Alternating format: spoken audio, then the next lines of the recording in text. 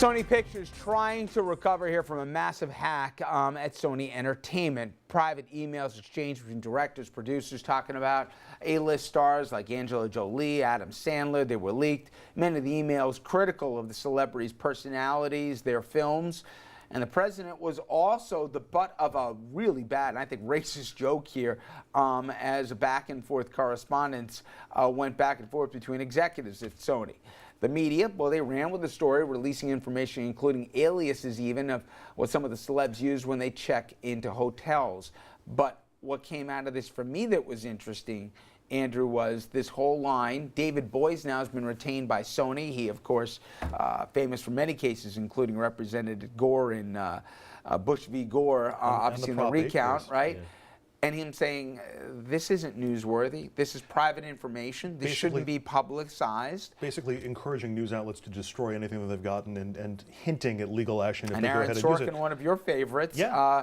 Him saying the same thing. This is just titillating information, this shouldn't be published in news. But I do see a lot of other stories that nobody seems to have a problem with. The phone hacking case, people put that out. People didn't have a problem with the Snowden leaks, putting that stuff out. People didn't have a problem. You can go chapter and verse, a whole other bunch of stories. People had problems with it being put out. People had problems with news agencies re-reporting what Snowden had revealed, sure. Or certainly the Murdoch companies in England with the stuff that came from the phone hacking. But that's sort of hacking from a different source. I don't agree with the argument that news organizations should not use this because of how it was achieved, how they got it, the fact that hackers gave it to them.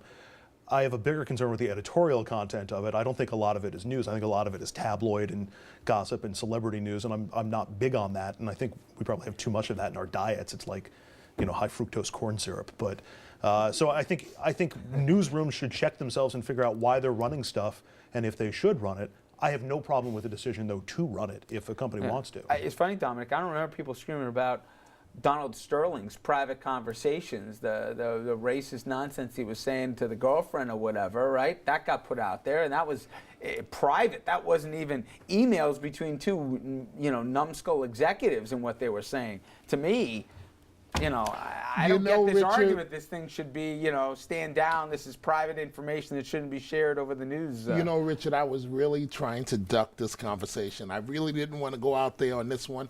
How can we say it's not news?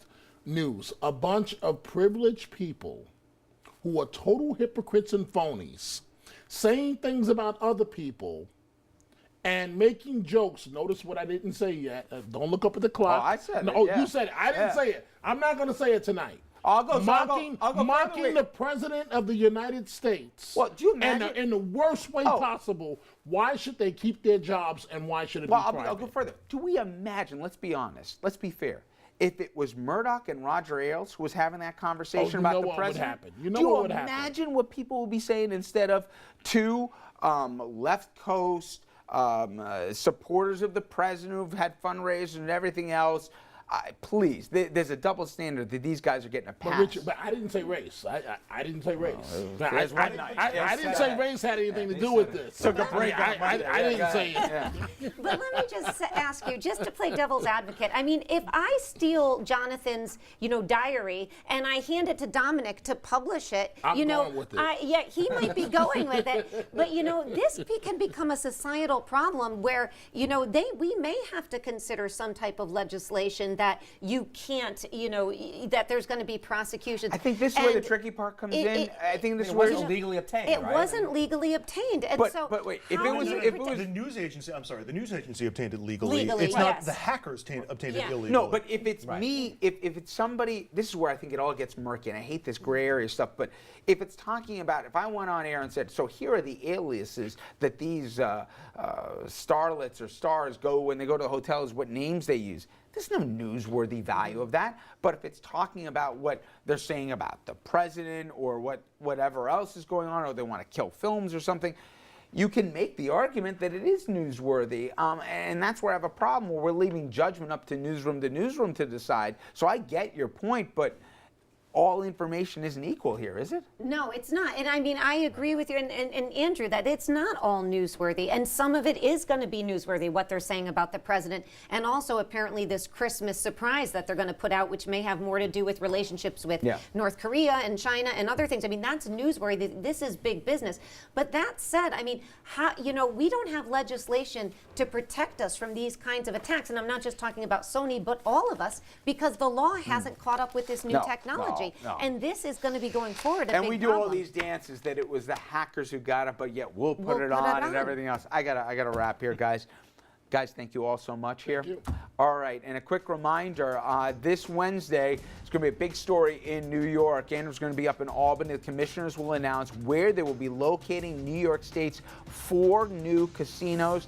We will be there for the announcement. Again, that's this Wednesday at 6 p.m. And again, remember, tomorrow night, we'll have Eric Schneiderman, the Attorney General in New York, talking about how to prosecute some of these controversial cases as well. All right, up next, we'll have a look at news making headlines in the Valley. Stay with us.